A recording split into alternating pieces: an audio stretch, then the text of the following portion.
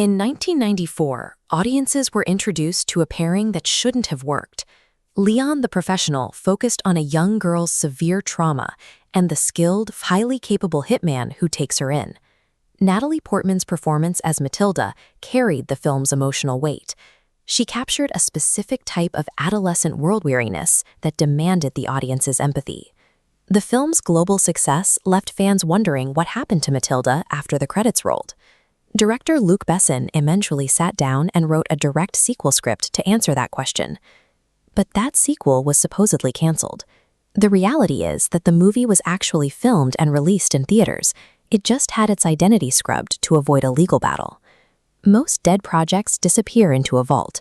In this case, a studio's refusal to share intellectual property resulted in a blockbuster camouflaged in plain sight. The barrier to filming the sequel was corporate, not creative. Director Luc Besson left the original studio, Gaumont, to form his own production house, EuropaCorp.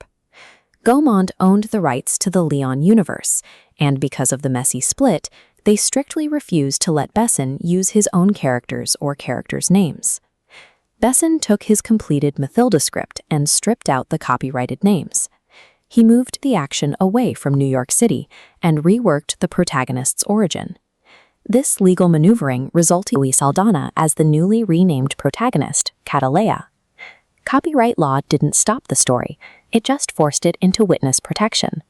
It's proof that a core narrative structure can survive even when the brand identity is locked away. Comparing the two films side by side reveals they share the same DNA.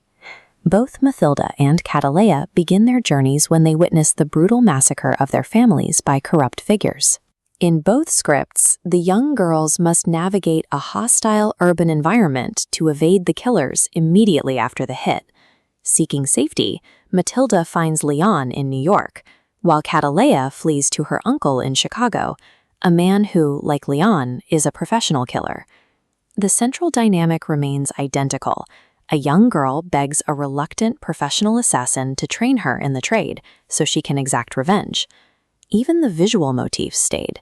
Léon cares for his Aglionema houseplant. Catalea uses the Catalea orchid as her calling card. If you want to see more deep dives into how Hollywood's biggest scripts are actually made, hit the like button and subscribe to the AprendeAi channel. Colombiana follows the Matilda blueprint so closely that director Olivier Megaton eventually confirmed the two are structurally the same film, wearing a different skin to bypass the lawyers. While Colombiana faced a mixed critical reception, it broke necessary ground for representation in the genre. Zoe Saldana's performance proved that an action franchise didn't have to rely on a white male lead to succeed at the box office.